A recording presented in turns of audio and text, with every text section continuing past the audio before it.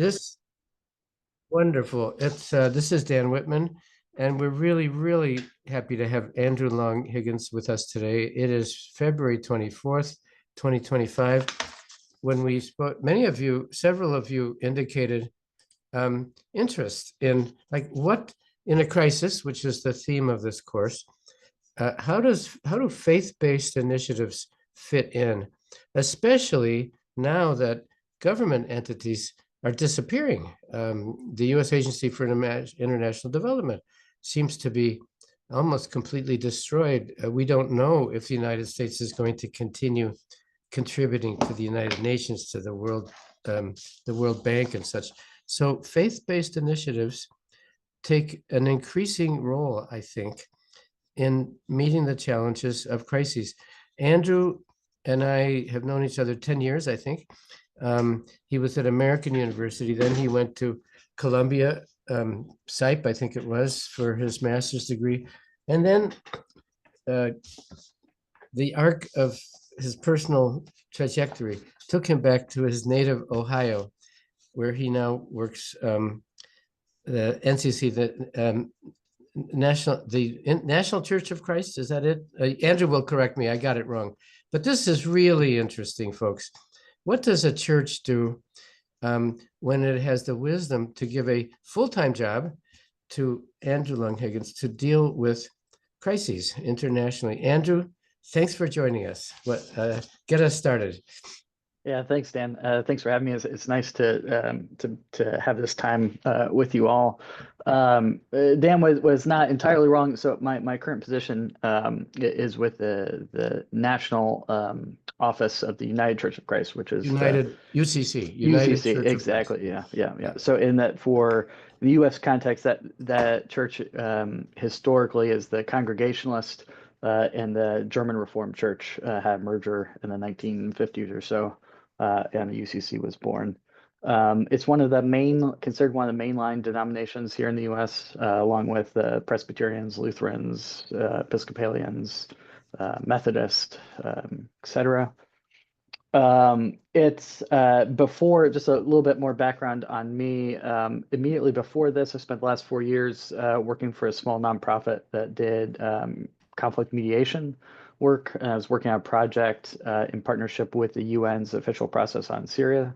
And so we ran what was called a Track 2 dialogue process with civil society leaders from across the political spectrum in Syria, and engaged them in conversation on what a new social contract in Syria might look like, regardless of who emerged victorious in the violent conflict, as a means to try to test some ideas in an environment that's a little bit lower stakes than the official UN's process. And then what we learned from our process, we fed to the official UN process in hopes that it might help provide some seeds to break some of the gridlock. I'm not sure necessarily at the time how successful that was because of the situation in Syria. But I can't say much more than this, but I can say that the product that group produced has been shared with the current, for lack of a better word, political government, if you can call it that. There is no good word for it. Yeah, exactly. Yeah. And some of those ideas on around minority rights and inclusivity in the Syrian context, I've been told are being considered as these conversations evolve on what's next for Syria. Before that, did my master's at Columbia in international security policy and conflict resolution. And then before that, spent several years working on humanitarian assistance and dialogue processes in Lebanon. And so that's kind of the backwards version of how I ended up where I am today. In my current setting, I'm the team leader for the UCC's Global HOPE team, and HOPE is an acronym that stands for Humanitarian Opportunities, Partnerships, and Empowerment. And we are the arm of the UCC that gets to work with our international partners to fund and empower local actors in their context, do everything from sustainable development work to natural disaster response, and to some degree, some dialogue response. I think one of the helpful things to note front is our operating posture is one of local empowerment rather than um, international deployment. And what I mean by that is rather than send out Americans to different situations abroad, we really find missionally aligned local organizations and partners, and they tell us what they need, and then we help support them to make their work possible. We really believe in an accompaniment posture rather than a posture of proselytization. So we're not interested in trying to convert people, but we're really interested in making the work happen at the local level. And I would say that amongst the mainline Christian denominations in the U.S., that has become more of the norm, but that is not the norm across the spectrum, Christian religious spectrum in the United States. So there still are some more conservative literalist Christian denominations in the United States whose priority really is proselytization, so conversion through good works. So it's they'll go in and help with agricultural development projects, but the expectation is then that you also become a member of their church, et cetera. And that is something we're very strongly against.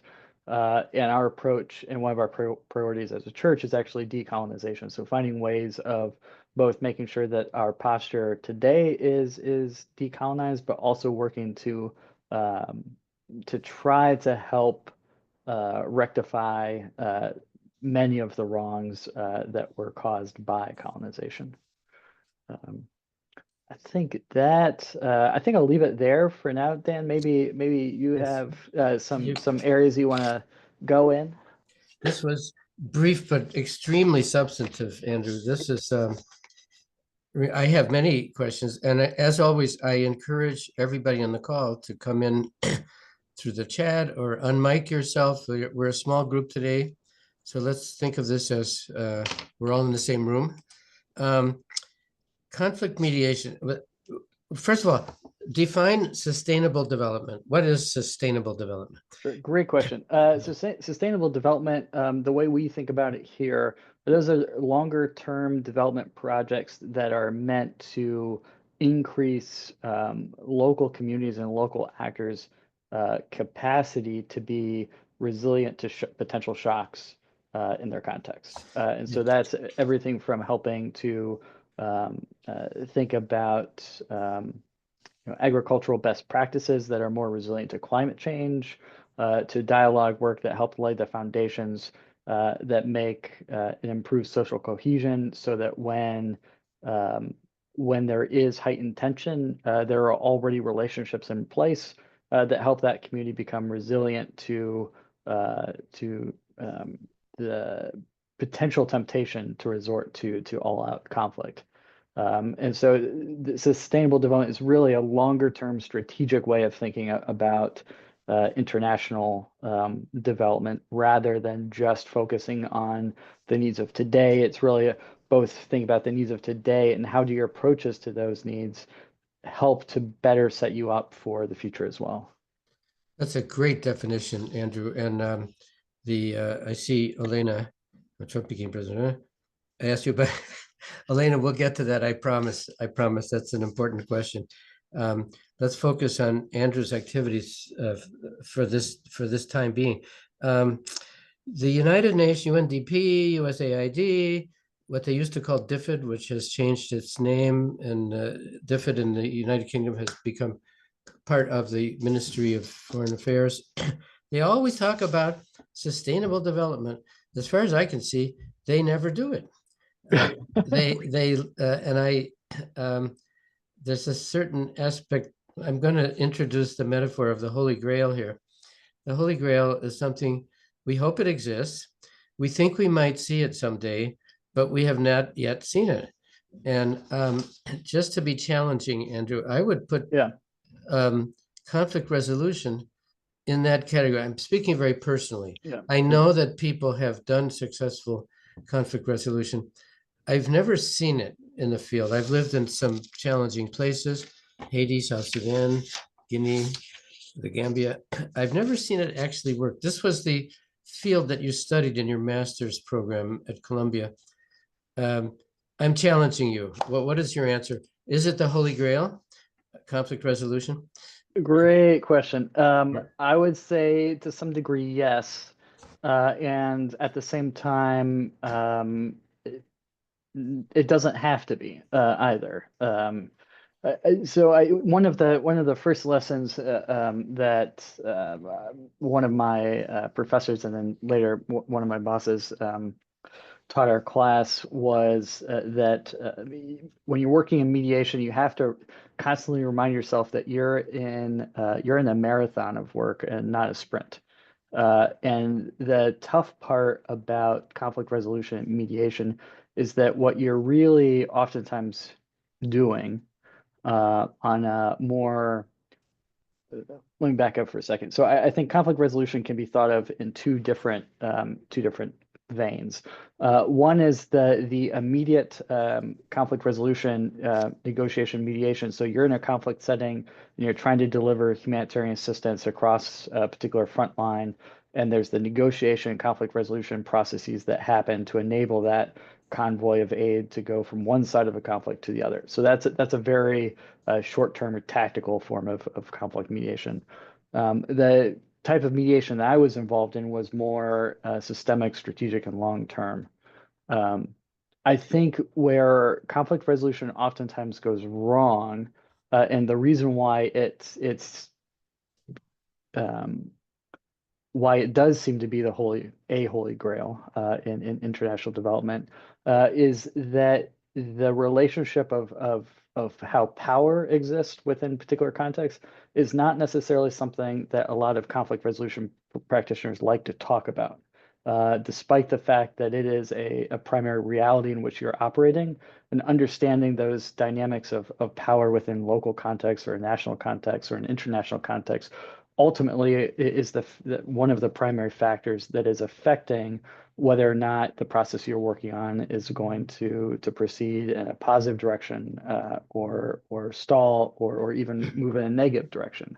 And so I think for a lot of conflict resolution practitioners, they don't necessarily like to think of it in a more of a hard security mindset. And because of that, sometimes they miss the point, and it becomes a lot of, okay, let's sit around. Why can't we all just hold hands and sing Kumbaya and get along? Which we all know it isn't necessarily a winning strategy. You talked about strategy earlier, Dan. But one of the things I really valued about some of the courses I took at Columbia, and that my former boss, who was worked on Kofi Annan's staff when Kofi Annan was Special Envoy of Syria, was this real understanding of when you're talking about conflict resolution, how do you have conversations that help to shape and reshape the actors in conflict's understanding of power? Because oftentimes I think conflict is perpetuated because those perceptions of power become entrenched in a very specific lens.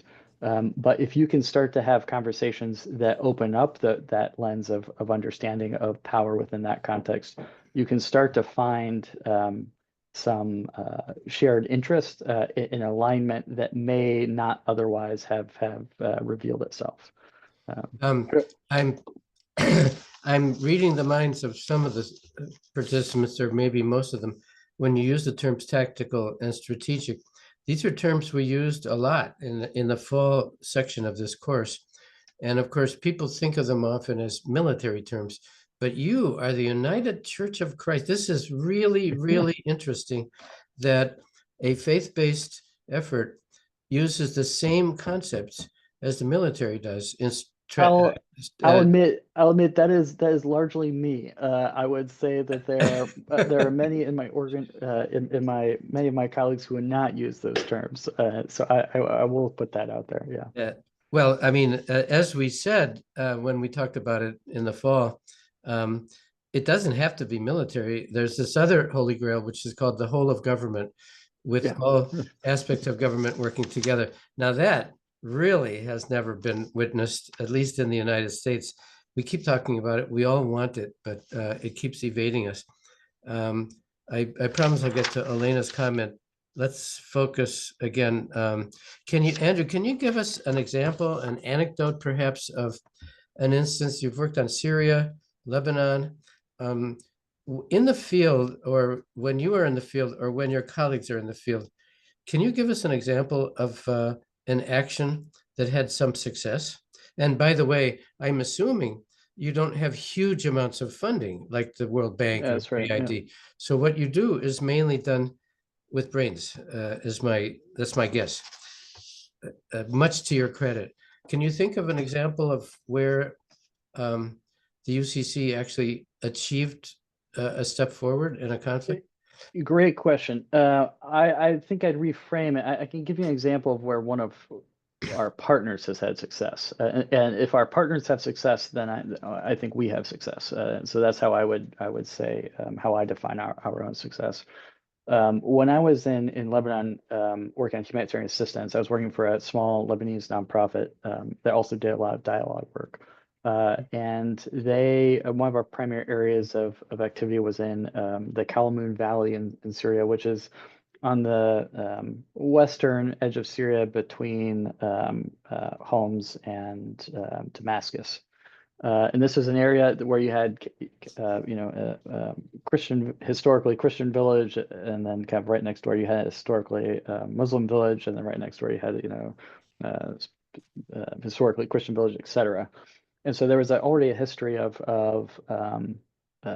interreligious existence, coexistence. One village would produce one type of product and would trade with the other village, etc. But the conflict in the Civil War really was putting a strain on some of those relationships. And so one of the things that our local partner did is they decided that their humanitarian assistance um, distribution teams would always have an interreligious staff, regardless of where they were operating. And so what that more or less forced was you were forced communities that could be in conflict with one another to end up working with each other for their shared need of immediate subsistence requirements. And so in a way, you used humanitarian assistance as a kind of a back door into dialogue.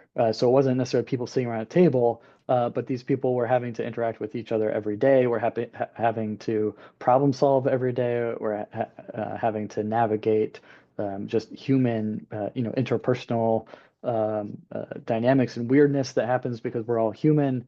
And so in this format of how we delivered humanitarian assistance, we were actually able to achieve a double purpose of developing some social cohesion and resiliency that when HTS at the time, or Jabhat al-Nusra, I think was the name they were going by at the time, came into that area, you actually had several of the Muslim town residents help to provide shelter and protection for their Christian neighbors. And so it's this really wonderful uh, I would say one of my favorite success stories that I can think of. That's great. Was there resistance among people? Your partner organization Yeah. insisted on having Christians and Muslims, and they recruited them and they hired them, I suppose, or they involved them. Was there any resistance to that among the people hired? It was done quietly. So it wasn't necessarily done overtly. And so it was because of the local organization's existing understanding of community leaders and whatnot. That was an internal strategy that they had and implemented, but it wasn't necessarily a strategy that was advertised amongst the local community. So it was an uh,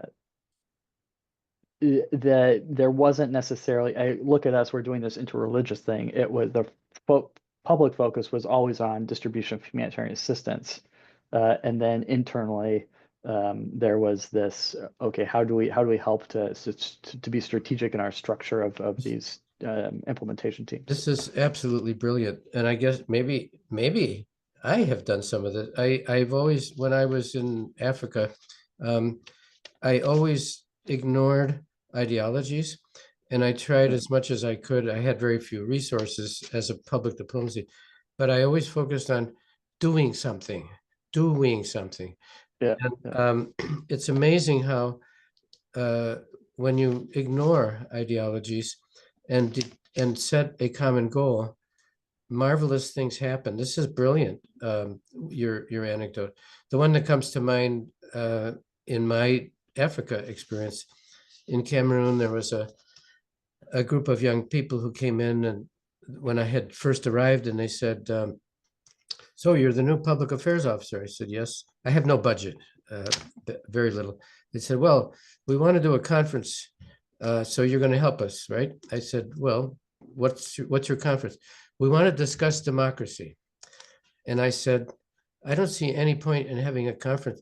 You believe in democracy, right?" "Yes, we do." I said, "I also believe in democracy. There's nothing to discuss."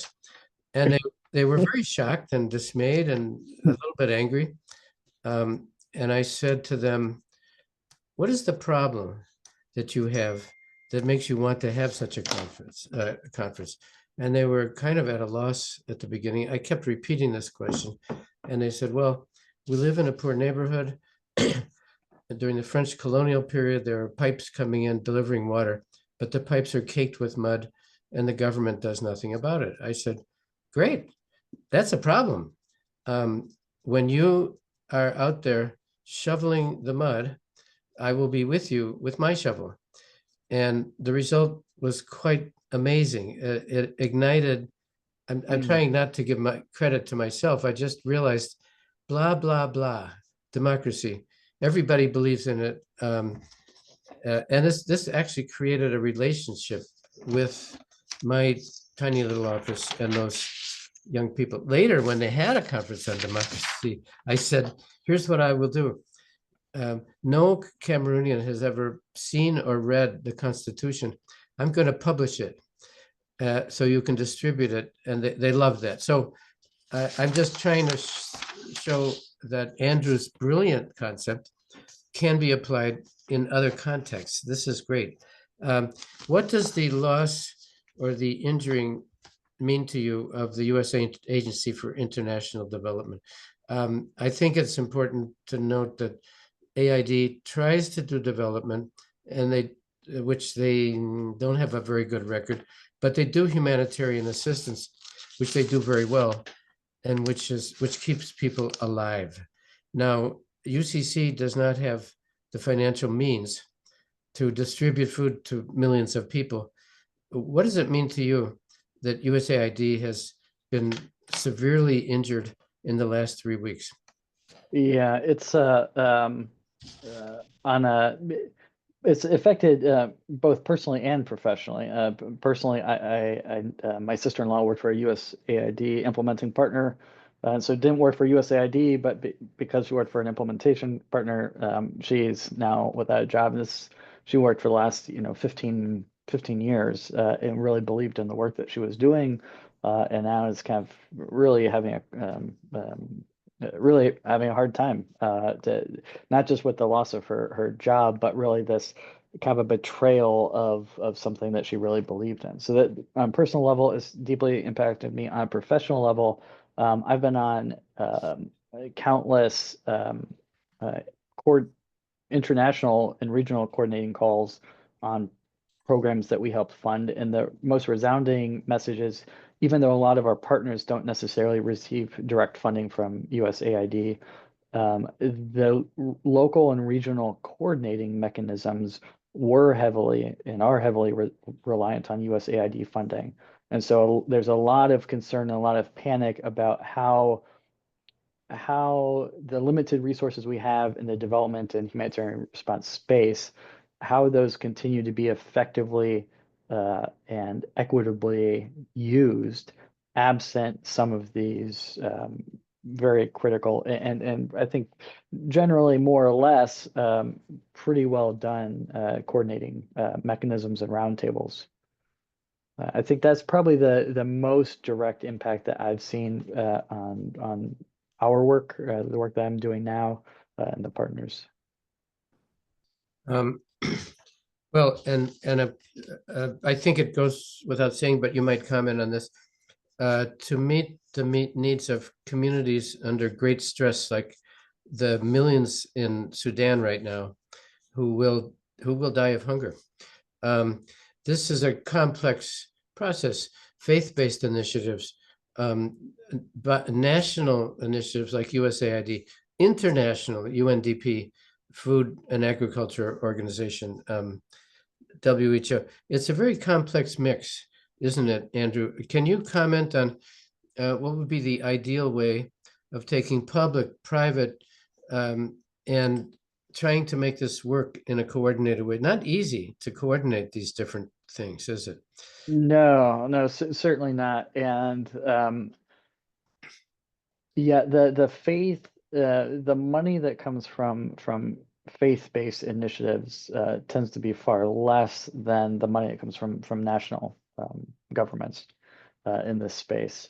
One of the assets that faith-based organizations, I think, really bring is they oftentimes have really deep and historic local connections and relationships that help uh, to help facilitate that local level coordination. However, they oftentimes lack the relationships needed at more of a national level. And that's one area that an organization like USAID, through partnership with the State Department, is much better suited for. I think in our space, the other question is the freeze on foreign funding is not just going to affect USAID, but there's also questions about how much the U.S. is going to pull back from its contributions to various UN agencies that also provide a critical coordinating and Mhm. uh, program implementation responsibility. In terms of how do you fill that gap in that context, that's a question that I don't think anyone's quite figured out yet. And it's a conversation that I'm on several times a week of figuring out how are we going to put these pieces together. And I think I know this conversation is more focused on the international side, but it's also a conversation that we're having on my team because we also do domestic disaster relief work here in the U.S. and trying to figure out contingency plans and a strategy for if and when the Federal Emergency Management Oh Agency, my gosh. FEMA, Oh my God. goes away. And so this is a question. The same question is both happening internally here in the U.S. as well as it's happening Um, externally. when you say FEMA, I exhale and it makes me very sad. It's unbelievable, unbelievable. We should note that two of the people, oh my, three of the people on this call have been personally affected by the AID situation. Are you seeing the chat, Andrew? I am. Yeah. First, Yeah. we have Idrisu Abdul Malik, I think in Ghana. Incredible. An employee by a US funded for a US funded project.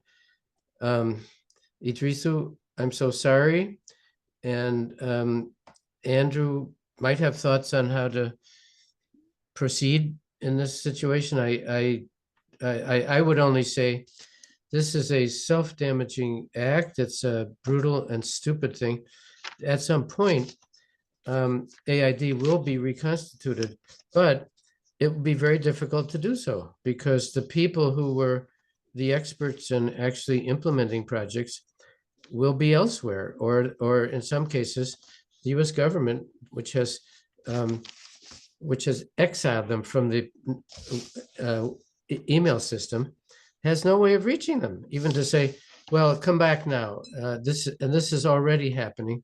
Also, Sofia Klimchuk, government of Ukraine, and we know that AID has done marvelous things in Ukraine, suddenly halted. And Halina Yarmolenko was working with AID for a year, 2022, 23, and has lots of colleagues. When I was in Odessa, I saw the Sobor, the reconstruction of um, the Russian Orthodox Church, which was hit very intentionally by a Russian bomb, which went exactly through the cupola of the church. AID has done in cooperation with other donor organizations has been reconstructed. The AID also was running wonderful training programs practical things, how to manage an organization. So this will come back. I'm not being uh, complacent about this. It's going to be very difficult. And for the moment, we are at a moment of shock and tragedy. Sorry, especially to the three on this call who've been affected. Um, and we're about to get, he's joining now, Hitam Adam, who is a refugee living from Sudan, living in Uganda, I think. The amount of refugees and IDPs is at something like, what is it, Andrew? 120 million, something like that. It's just, Globally, yeah. it's something that no single UNHCR cannot do this. UNDP cannot do this. As I sometimes say to young people in Washington, try to think micro. If you think macro, um, you may not achieve much. This is very personal. Many would disagree with me, but what can one person do? Andrew Long-Higgins is an example of what a person can do without $100 million. The person can engage in actions that make noticeable positive change in communities. I think it's absolutely marvelous what you're doing. Oh, and then decolonization, local empowerment. This is another bit of rhetoric. I mean, with you, it's not rhetoric, it's real. But AID, UNDP, World Bank, they all talk about this local empowerment. I don't think they do it much. They make a genuine effort, I think, but in the end, we know that with the exception of the Millennium Challenge Corporation, MCC, which really does 50% of the decision is made by the local community. All other government agencies, they say they engage the local population, but they really don't in many cases. Again, I'm being personal and critical.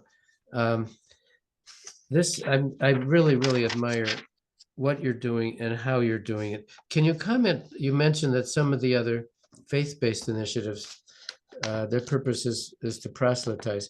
Can you give us, Caritas is a big one, the Catholic Church. And Caritas has done some marvelous things in the world. I don't know if they mean to proselytize. I don't know. Can you give us some examples of other faith-based initiatives that seem to be changing things for the better? Yeah, I mean Methodist UMCORS, the United Methodist Committee on Relief, is a big one that's doing a lot of things, a lot of good things. You have many of the European churches have various aid organizations. So you have Dane Church Aid, Norwegian Church Aid, Finn Church Aid. You have, let me see here.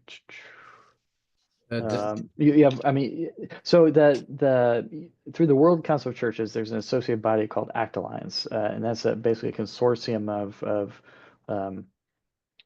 primarily Protestant denominations around the world. Could you spell that so some of us could maybe Yeah, it's ACT and then Alliance. ACT Alliance. I'm thinking of the our Ghanaian colleague and our two Ukrainians who might consider finding the Scandinavian embassies. And I don't know how else to approach Danida. And I mean, Danida is another aid organization. France does things. There will be greater pressure, obviously, on all of these organizations. Maybe they'll have a capacity to hire. Let's see. Can I have your contact? Yes, Idriso, absolutely. Yeah, I'm going to put my, this is a very open forum, and I'm going to type my email address for everybody here. And please, I can't find you a job, but I can think with you. I can reason. So there, everybody, that's my email address. Resources. I'm sure that's a major challenge for you, Andrew. And you may, part of your responsibilities maybe are find me some money. Where do you go? Where do you go for that? Who's the Yeah. donor? So most of our donors, almost all of our donors are, come from local UCC churches across the U.S. And Okay. so these are people who believe through their understanding of their faith that they have a commitment to the greater good. And so they make contributions in support of this work. Yeah. I'll say like a lot of philanthropic giving here in the U.S., especially around faith-based giving, at least on the more progressive Protestant side of things, that giving trend has been in steady decline over the last 25 years, mirroring just general church attendance as well, and membership. And that's something that's certainly something that we're dealing with and trying to figure out um, how to counter. The interesting thing that I'm starting to see a little bit of, I'm curious to see if it's just a blip or if it's an inflection point of some kind, is that with the severe retraction in services provided by the government, there does seem to be an uptick in attention being given back to the church as an institution that is still doing this work. And so I don't know if I think it's still too early to say whether or not people's attention, this is going to be a moment where people start to go back to the church, or what that's going to look like. But it is something that I'm watching. I think in the U.S. context, the interesting thing to remember is that there's kind of the mainline Protestant denominations that tend to be more progressive, and then you have the non-denominational independent evangelical movement, which is very much not interested in this type of collaborative work, but is certainly a big player in terms of U.S. politics. Um, Thanks for that. Let me do one thing here.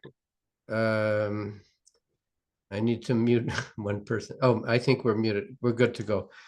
Well, this is really, I have great admiration for what you're doing. Between, there are two things, there are two consequences here. We've had three people on this call, and plus your sister-in-law, who've been personally affected. Obviously, a greater loss is life-saving materials, antiretrovirals, food, Right. malaria, tents, rather screens that people can use where they sleep to keep the mosquitoes out. Millions will die. This is a really, really dire thing. And faith-based initiatives cannot alone make up the difference. But there'll be great pressure. And I hope that people will come forward understanding, um, notwithstanding the anger that and the disappointment that they have, that they will um, contribute. And the American culture is pretty strong in the volunteer aspect, maybe more than some European countries. Americans have a history, I hope it continues, of in a nonpartisan way, giving to the community. Oh my gosh, Sofia Klimchuk has many acquaintances also affected, prominent people. Usually, let's see, I have to, prominent people, um, usually who come back to Ukraine to make changes after their postgrad studies in the UK and the US. That's terrible, Sophia. That is just awful. It reminds me of the many Haitians who came back to Haiti from exile when Jean-Bertrand Aristide was elected in 1990, and they had great hope that their situation would improve. But the Aristide was, not only did nothing for Haiti, he did many negative things. And I remember I was very friendly with some of those who'd been in exile for 20 years, who came back with great hopes and were disappointed. This is, I have nothing encouraging or optimistic, Sophia. It's terrible. Although Ukraine has an incredible way of making its own resources and will be obliged, obviously, to do more, both in terms of defense and reconstruction, understanding that they may not be able to rely on traditional friends like the United States. I'm really sorry to say that. Let's go back to, uh, I haven't been avoiding you, Elena. Elena, she's teasing me in her chat because I said some time ago that I believed that Musk would not stay even 2 months. Well, I still could be right, Elena. He could be gone. It's been only 1 month now. I'm laughing because to explain to Andrew, I had an intuition that the Trump Musk relationship could not continue because they're both alpha males, and you can't have two alpha males working together. They will turn against each other at some point. This is esoteric. I'm not a psychologist. I would say, I think I said it earlier today. I believe that the reason Musk is there, I'm just guessing, is to deflect anger away from the president. I think the president understands that what he's doing antagonizes many Americans, like really, really antagonizes them. He understands that this creates hatred, and he has Musk there so people can hate Musk instead of him. At some point, when Musk is no longer um, assisting effectively the Trump agenda, I still think Trump will disappear. Musk will disappear. But Elena, I don't know. What is your guess? I don't know. I really don't know. There's enormous hatred right now, or shock, among, especially among those who voted for this. I don't understand people who voted for this. They said, well, don't listen to what he says because we know what he really means. Wrong, wrong, wrong. He said very clearly, I will shrink the government. I will get rid of the education ministry. I will do this. And he's doing so. He's doing what he said he would do. If you voted for that, why in the world would you be surprised that he's actually doing this? What we're seeing now in the US is enormous shock on the part of Republicans who voted for Trump. They're very, very angry. They did not understand what a tariff is. It is a way of increasing prices of things sold in the US. I mean, I'm laughing because if you cared enough to vote in that way, you should have been doing your homework and finding out what's the meaning of all this. Anyway, Elena, if you have a comment, I would welcome it. Let's see. There's another. I'm currently working on a project with Gates. Okay, good. Peterson Waweru in Nairobi, Andrew. This is very interesting. The Gates Foundation, which we know is working on malaria and other things, nonprofit organizations are trying to cover up some space, but nothing can automatically cover the footprint of AID. Thank you, Peterson. That's a good addition. We hadn't talked about the philanthropic organizations, Andrew, that really do have money, like Gates. Yeah. Yeah. How do they fit into this whole complex series of efforts? Faith-based, private contributors, multinational, national. It's a pretty complicated thing. What is your impression of the Gates Foundation? Are they able to pick up any of the slack? Yeah, I think they're all pieces of the puzzle. I think that the challenge is that it was a pretty precarious uh, consortium of actors operating in the development and humanitarian assistance space globally before USAID going away. And so it's not necessarily like there were a lot of actors who are withholding resources previously that are now like, oh, well, now that there's this space, we've been sitting on this $3 billion over here. We're happy to fill that space.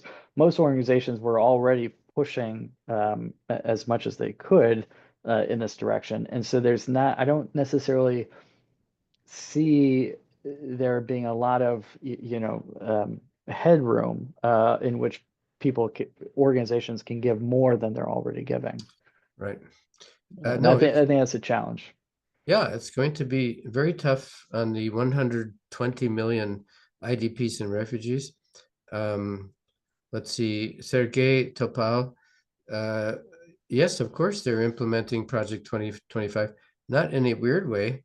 The project is weird, but they're implementing it very literally. They're doing what Project 2025 spelled out in its very long document. I've read little parts of it, but you can't read the whole thing. It's quite long. And finally, we're getting to the end of the hour. Sophia Klimchuk, do you think Trump's politics is sort of a performance? Here we get to an item of extreme interest to Ukraine and the friends of Ukraine. I think I'm one of those. Is Trump, this is not in Andrew's field of expertise, but he might have a comment. Is Trump just going blah, blah, blah with Putin, enraging Europe, enraging Ukraine, and enraging the friends of Ukraine? Is he just doing some kind of negotiating Fingerspitzgefühl because he's really not going to do that? I mean, my own answer would be, I don't know. And he doesn't know. He doesn't know what he's going to do. But maybe Andrew has a sense of, Yeah. I think I you're think reading Sophia's chat here.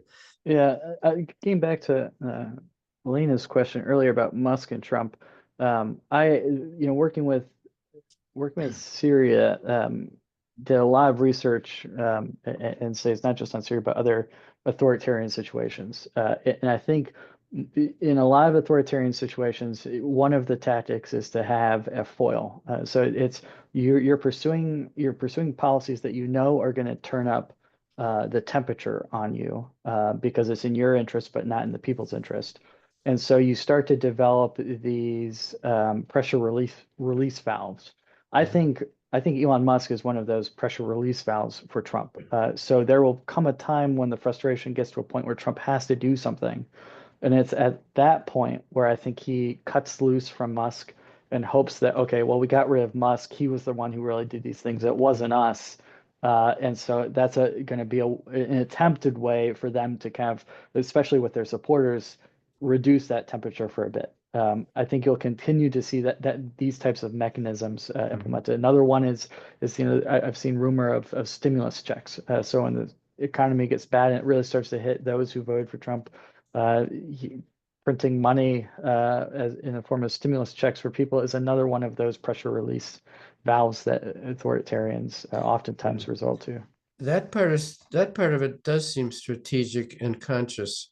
The question about international policy, Yeah, Ukraine, Russia, this is most mysterious. This sudden, the, we all know what has happened in the last week. Very surprising. On that, I think what Andrew just mentioned is scientific. Yeah, other dictators had the foil. I love the example of the foil. They purposely put in somebody to get the anger on the receiving. But in terms of what might happen in Europe, I know that I don't know. Andrew, do you know? Do you have any sense of what's going to happen? I don't think anyone. I think you're right that the only person that knows is Trump, and I'm not convinced that he necessarily knows either.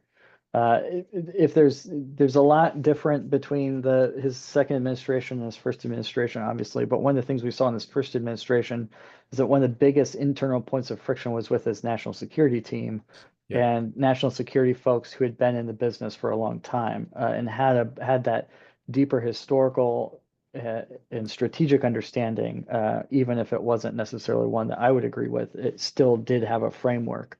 And that those frameworks came into direct um, conflict with Trump's, I think, opportunistic decision-making style, and that he often will try to kind of create chaos in a place to see what might emerge. and then tries to figure out what his advantage is in that chaos, to figure out how he might be able to maneuver. I think that the tariffs, I think that this, we're going to put 25% tariffs on Canada and Mexico, and then immediately rescinding them, I think is an example of that tactic.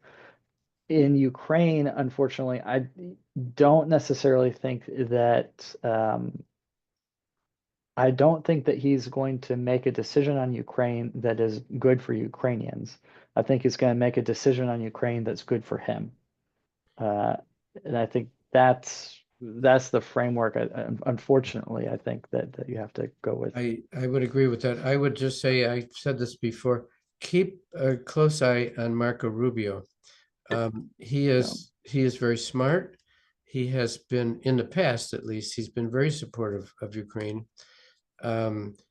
He had the courage yesterday to have his undersecretary for management send out an email in defiance of the Musk demand that people tell within 72 hours, tell you what have you done for us in the Rubio. That was a Rubio decision. I'm sure that the other the director of national intelligence, and there were 4 or 5 of Trump's appointees who very openly defied the Musk email. Again, this could be a Vendepunkt. We don't know yet. The questions we now have, Andrew, I don't know how much time you have available. This is most interesting. Halina Yarmolenko, people who voted for Trump voted to maintain life as it was. You've just defined conservatism there, Halina, without any changes in the future. And Trump promised it for them. And not changing things we call that conservatism. But what the Trump administration has done, there's no word for it. It's certainly not conservative. I don't think that a word has been invented yet. And Dimitro. Dimitro, I think I know what Dimitro's announcement is. I want him to unmic as he's doing though. Unmute. Dimitro, I think it's the conference tomorrow, Dimitro, which I look forward to. Andre, in my opinion, I mean, thank you, Andre. I don't think my opinion has great importance, but of course, the $500 billion should go to Ukraine. I mean, I understand the consequences. I know that there would be some troubles in the markets, and there would be a precedent, and other bad actors would try to do the same thing, and using frozen bank account money. This could have consequences, but I mean, my opinion is not worth much. I'm no longer, I did have to return my card. I think I mentioned this 2 weeks ago. I don't think I was fired or furloughed, but I am now officially gone from the State Department. So my opinion is not worth much, but I strongly believe the 500 billion should go to Ukraine. And this depends not on the United States, it depends on Western Europe. We're talking about money mainly in Brussels, I think. And I want Europe to do this. They don't listen to me, but to me, it's a moral imperative that that money be given to Ukraine. Now, Dmytro Orlovsky, do you want to talk about tomorrow's session with Mariupol? Is that the idea, Dmytro? Can you unmute yourself? Oh, I've just asked you to unmute. Let's see if you can do that. There, Dmytro, you're on. Yeah. Yeah, but I had some questions after the session, not to the topic that we discussed today. All is clear. Your audio is not working very well. Can you say it again, Dmytro? Hear me? Yes, a little better. Yeah, I have question after the main session, not to the topic that we have discussed. I see. Okay. Another one is understood and was really good session. Many thanks to our speakers. Yes. Did you want to add anything to that, Dmitro? No, No, okay. Dmitro, Andrew, has been one of the marvelous, marvelous mentors, without which we could not have done our course in the fall.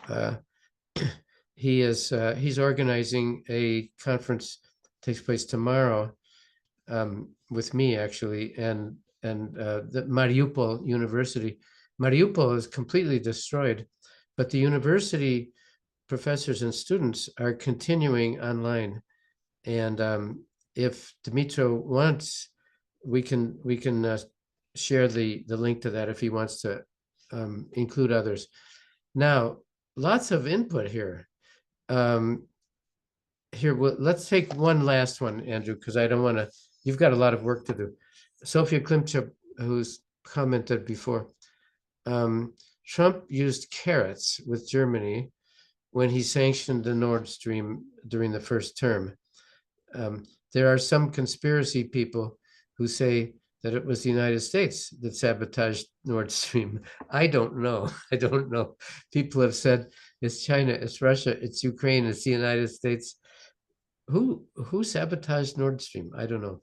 Then Biden canceled these sanctions, allowing Germans to become more dependent on Russian gas.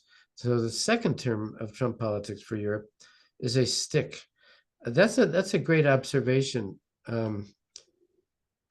Sophia, that Trump in his previous administration used Nord Stream as a carrot to encourage use of to encourage Nord Stream. This was very controversial at the time. Germany is 100% dependent on imported gas and oil, traditionally from Russia, but wants to become more independent. Now, Trump is using, now in Trump's second term, he seems to be using Nord Stream as a stick. In other words, punishing Europe for purchasing Russian gas and oil. This is way outside of your area, Andrew, but maybe you have some sense of this. Europe is, it's a pity. Europe has coal, and in some countries it has atomic power, but it was unlucky in not having oil and gas, other than Norway in the North Sea. How do you see U.S. policy or tactics, whatever, in does Trump want to lower the price of gas and oil? Is that why he's encouraging local production to lower the price so that Putin will have fewer profits? What's going on here? Do you have any sense? Yeah, that's a great question. This is a little bit outside my wheelhouse, my area of very much expertise. so. But for me, this gets back to kind of the general theme of what is Trump's decision-making process and what is his strategy if he has one. Yeah. And I don't think that Trump himself necessarily cares a whole lot one way or another about Europe or the fate of Europe. If Europe can be a tool to get what he wants for himself, he will do what he can to do that, regardless of what impact it might have on Europe. And I think that's similar to the proposed tariffs and the non-tariffs in the North American context. It doesn't necessarily even matter if it's in the United States national strategic interest or not. That doesn't seem to really be a factor for Trump. The only thing that really is a factor is what was he able to achieve personally. Well, you've just entered into a policy area, Andrew, which is not your area, but you're doing this so well. I think we're going to trap you. We're going to kidnap you. And because your thinking is very logical and it seems to me very, very accurate. I have clicked on Sophia Klimchuk's link here. I encourage you to do the same. A source on the history of Germany, Ukraine, and gas dependency. Very interesting. Thank you for that. Well, Andrew, we've gone way beyond your marvelous efforts. I really, really honor what you're doing. I think it's you can't measure success. It's not easy to measure success because largely in the field you're in, success is a negative thing. Yeah. It's less conflict and Yeah. less murder and mayhem, and you can't measure a negative. But I'm confident that UCC, under your direction, is doing marvelous things to make the world better. To those who have just lost jobs at USAID, I'm shocked, and I'm with you. And I think Andrew's given us some food for thought of professional job alternatives that where your skills could be used with Scandinavian NGOs, faith-based NGOs. They're not rich, but there will be an increasing pressure for them to step in and fill the gap. So if there are any other comments, let us know right now. And if not, Andrew Long-Higgins, this has been absolutely fascinating, and we really congratulate you. Next week, I consider Barbara Slavin the American in Washington most informed on Iran. We have not talked about Iran.